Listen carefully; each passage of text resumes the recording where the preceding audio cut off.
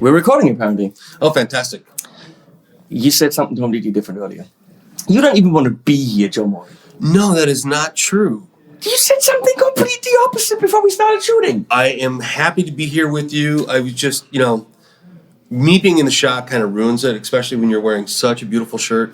And I think you should be here by I have the title. I have the title for the video. What's that? Joe Morgan's a fucking liar. Ah! That's the clickbait title of the century. Yes. But if it makes them look at the MVP66, that's fine, right? That's fine, yeah. Okay, Joe Morgan is a liar is the title of this video, and that was a lie. See? Lieception. Lieception. So I don't quite know why I'm here. Is that a new word? Lieception? You liecepted me. You lied to me about lying to me. Harry and the guitar is behind the camera, but without a guitar. He's not holding a guitar. I think that's hilarious. So we're here at Bad, having a good time. Having a good, bad time? Boutique and distribution in beautiful... Huntington Park? I don't think anyone's ever said in beautiful Huntington Park. There are a lot of really good Mexican restaurants around here. That is true. Yeah. And they're pretty on the inside, much like me. We went to Denny's last night, like two blocks from here, and we went inside and it was completely empty. So we were like, there was not a single person in there. Wait, you're telling me that you went to an ethnic neighborhood in central LA and you went into a Denny's and there was no one in there? Yeah, we went. I'm shocked. We were like, it was creepy. We thought we'd be robbed any second. Yeah, the Denny's and the IHOP here are probably the most empty restaurants that you're going to find. Oh. They're literally within a stone's throw from this building are 5 world-class, amazing Mexican restaurants. And no one told us that last night. There's a little mole spot behind us here that, you're going to go in, you're going to sit at plastic tables and outdoor furniture. Is that where you chairs. go in from the back? You can get in, yeah, from the back. Because I was there with Dave Friedman last year and it was crap. divine. It was really good. I digress. Should we talk about gear? Sure, why not? So let me talk about the... Don't do it. Let's talk about the uncomfortable truth. Joe Morgan teased the fuck out of us last year at NAMM with this tiny little thing. Yeah. Everyone showed Joe Morgan's tiny little thing. Yeah. And it got us all really randy and excited. And we had a Woody for his tiny little thing. Yeah. And it didn't come out. It's coming. Yeah, she said. That's what she said.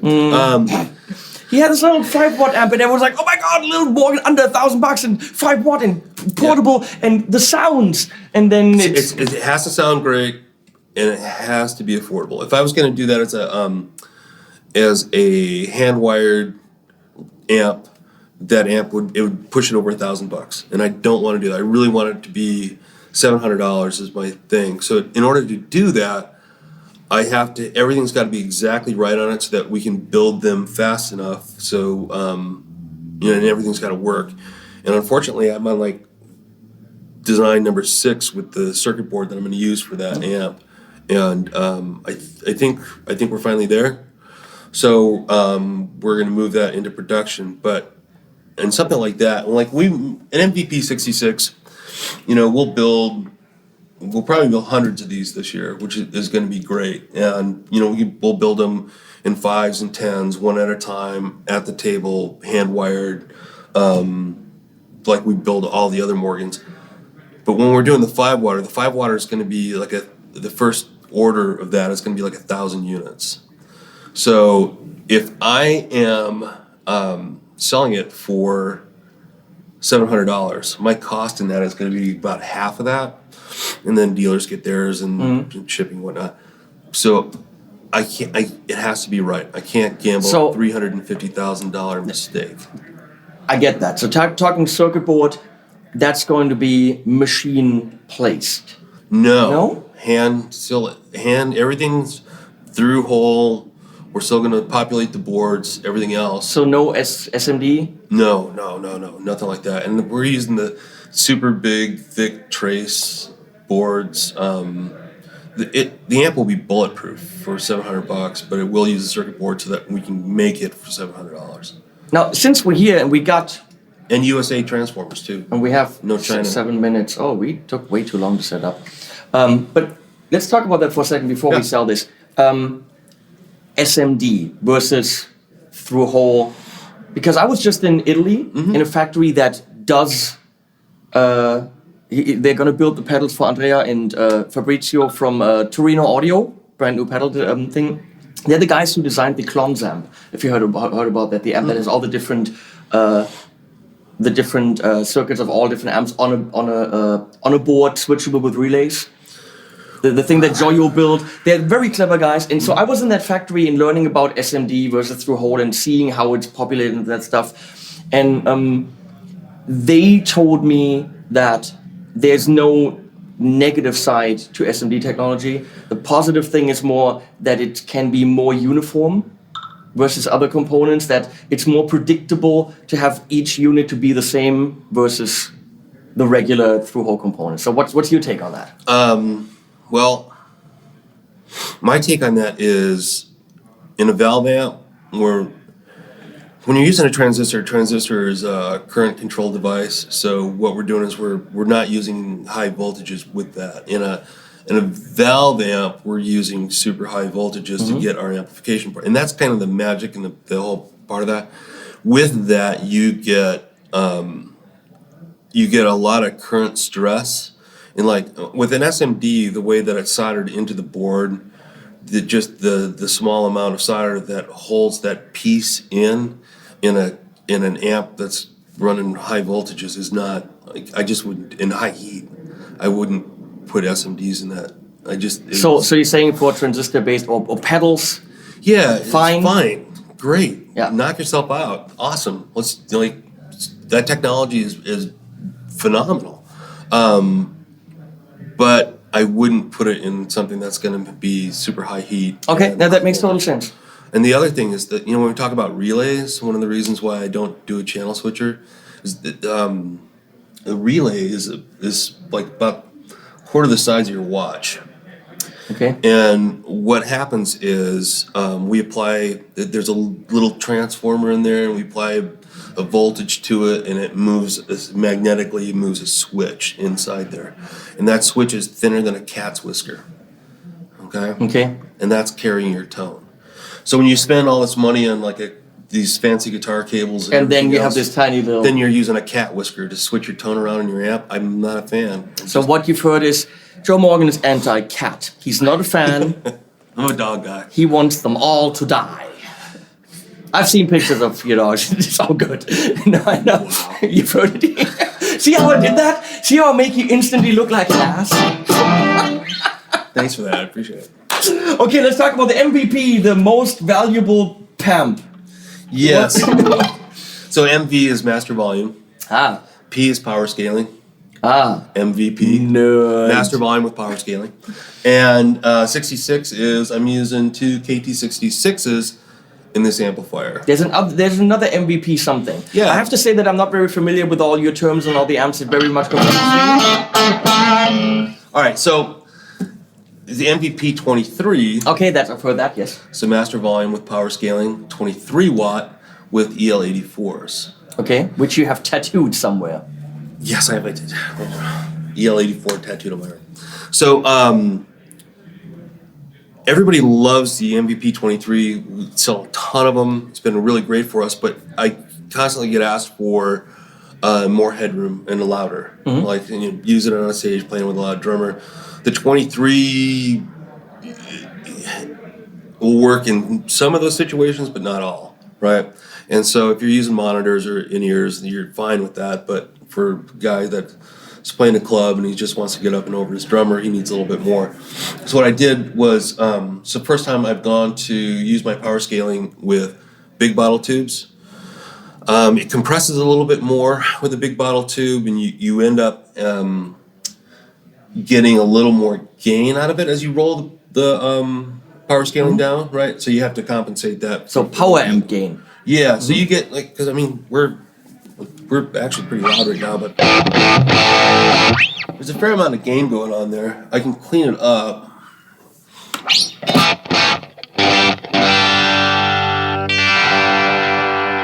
we're at 1 watt right now, right?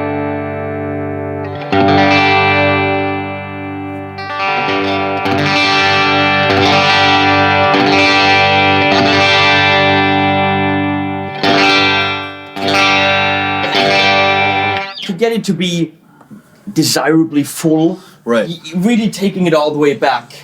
Yeah, I mean, it's like, nah, it's kind of a little bit clanky. yeah, right?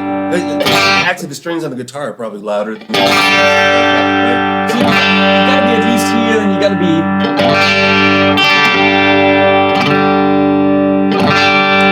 But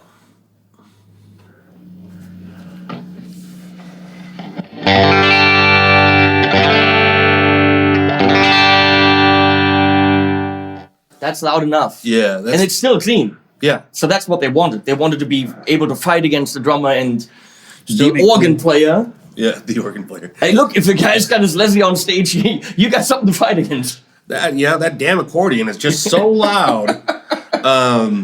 Yeah. Right, but this thing also, I mean, it will, there's a lot of gain on tap. I don't know if it's the best heavy metal amp ever. Probably is.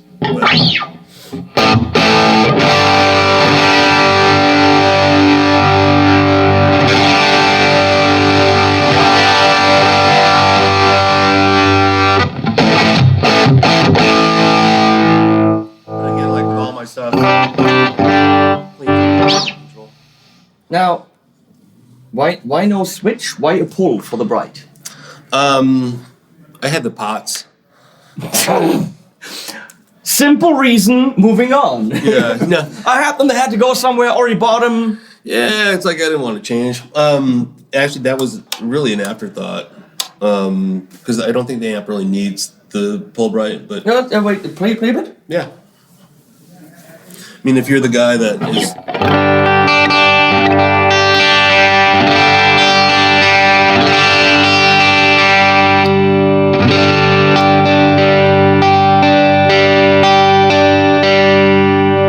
With a bridge, definitely not. Yeah. But maybe with a neck pickup. Or a this humbucker, this maybe. is it just not screwed in right? It's a little bit wobbly. No, that's a CTS problem. So that little wobbliness will remain. Yeah, that is stock. That is by design. And you don't even pay extra for that, folks. No. It's not an issue. I'm just. Yeah, don't email me with those the little play like that. Email CTS. Yeah. Because they're responsible for that play. I kind of like it because it like. I'm not really an exact kind of guy. I mean, these are big ass knobs, and there aren't too many of them. So I mean, it's. Yeah, BANs. So. You obviously get it in the typical Morgan driftwood and fairy dust colors. Yes, we have Twilight and Driftwood. That's what I just said. Which the ballistic nylon, like really cool covering, but you can also get it in black if you want it. And We did this one in black because I had a 4x12 in black. foot switch, and there's a level boost Yes. too. And in typical Morgan way, there's no effects loop. No. Effects loop is the devil. But it drives so beautifully. So, all right, name a famous guitar player that you admire Yes. that uses an amp with an effects loop. Joe Satriani, Steve Vai, Harry. Who? No. No? No. Not Harry. Yeah. Look at her. Okay. I don't admire him, but I'm thinking of people that play modern amps. Yeah. So, but that's the thing, right? Those are the guys. So you're not thinking. Who, I'm not thinking Eric all right, Johnson. Who uses more effects than anybody in the world? The Edge. Probably, yeah. Yeah. So what does he play? He plays an AC30 and a Tweed Deluxe. Yeah, but what does he know really? Yeah. Right. No, but but doesn't he go clean on his amp? Yeah. He goes right into the front. No, and you can't really do clean on a Tweed. A Tweed Deluxe is no. You're going to be overdriving that. The thing about a guitar amplifier and the reason it feels good. And I had this conversation with Tosin Abasi because when Tosin he played one of my amps that Seymour Duncan has one in their room, and he was like, "What the hell is this?" Right, and then he couldn't get it out of his head, and then he said, "I want to come down and play some amps." But okay, cool. So he comes down and he's playing the amps and he goes, "This is just, I just feel like I'm connected to the guitar." I'm like, "Yeah, that's the whole deal." And he goes, "But I need an effects loop." And I go, "No, effects loops are bad." Because I have to have it because I want to run my fractal in the effects loop. I said, "Okay, I'm going to build one with an effects loop in it." And so I did that and had him back at the shop, and we put the fractal in the loop, and he's like, "Man, it doesn't feel the same. It doesn't sound good." And I'm like, "Yeah, because that's the point of the highest dynamic range in the amp. The amp's doing what it's supposed to do. But now what you've done is you've handed that off to your digital device, and now that becomes your tone center. So whatever that piece is doing is you've just destroyed all the magic in the amp." So we took his fractal and we plugged it into the front end without the effects loop in it, and he's like, "Oh, there it is." I'm like, "Yeah." But did he keep it clean? Yeah, well, see, yeah, as long as you keep does. it clean, it's all good. As soon as you're driving, if I put a reverb or a delay in it, it's going to compress the shit out of that and totally change the sound. I disagree. Let's grab a. Let's fight. Is there is that an actual delay pedal on that couch? Yeah, but I don't think we have a way to power that and all that. Oh man, because I did this with Andertons. He was like, "Nah, I can't." And then I'm like, "Okay, get a delay pedal. We'll run it in the front." And then they played for like 40 minutes with the delay pedal in front. Like, Pete Thorne did a great video on that, and he said you have to have a darker delay, and really because it's going to compress it and blow it up, really get the mix way further down than you would have with a clean amp. So it is absolutely possible. Right. It of course depends on what effects you're putting into it. Yep. If you're really going crazy reverbs and crazy delays and you do a lot of stuff, either keep it clean. It's a compromise. Yeah, I agree. It's either you want the tone, and I fully agree with you on that. Either you want the tone or you want all your effects. Maybe go record it, then run the effects post. Well, the I just want to know what you're trying to cover up. What kind of mistakes are you trying to cover up with all this delay and reverb? Dude, if you were just a better player, you wouldn't need any of those tricks. Says the guy who brought a guy to the NAMM show last year with the biggest pedal board and the most ambient sounds ever. Your guitar player was crazy. Says the guy who brought Mr. Ambient to the NAMM show. Well, what was he trying to cover up other than the beautiful stuff he played? Well, he's a painter. He paints in broad strokes like that. He's not trying to be a guitar god. You know, he's trying to, get emotions out of people, and that's what he uses to emote. Watch that video from the little amps. I think the video is called Joe Morgan's Little Thing. You guys just have to know, once you drive, you don't have an effects loop, drive it, have your front of house guy add the effects, whatever. Yeah. But keeping it clean as a pedal platform, holy crap, I can already tell that this is amazing. And it's got foot switchable boost, which is, I don't know if it was on. And that's adjustable, so I can dial in the amount of boost that I want. So get you up over the mix, just a little something. Price point? $18.99 here. Yep, US. So that's like 10,000 drachmas or something. I forget. Actually, in Germany or in Europe, the boutique amp distribution pricing is relatively stable compared to here. Some really go up in pricing, but I think it might be $100 more. Maybe, yeah. Yeah, but it's not going to be, ridiculous. I mean, okay, it's a one-channel amp and doesn't have an effects loop, and it's bearded man's thing. So I mean, $2,000 for this guy, I don't know, but no, the sounds are very, very nice. Thank you, I appreciate that. And you will be able to hear more of them when you go to Harry and the Guitar, who will be sitting here in 5 minutes, talking to Joe Morgan about the MVP66 and actually making a good video about it, other than one where we insult each other.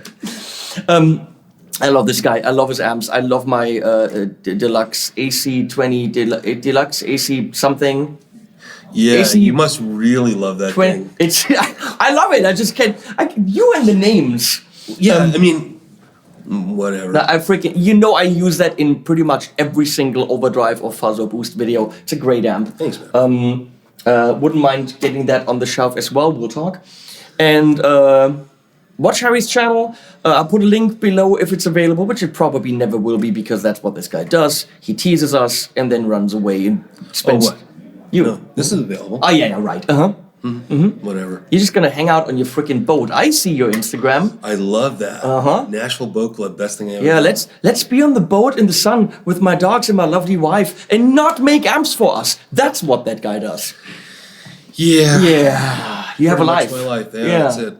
Come to Nashville. We'll I'm literally jealous as hell. You never do Summer Nam, do you? No, I really should. Yeah. You should come to Nashville and we'll go get some hot chicken and go out on the boat. Hot chicken and a boat. Harry, you're coming? Yes. Yes. Watch Harry and the Guitar for more on the MVP66. I'm out. That's Joe. And animals at the end. Oh, don't kill cats.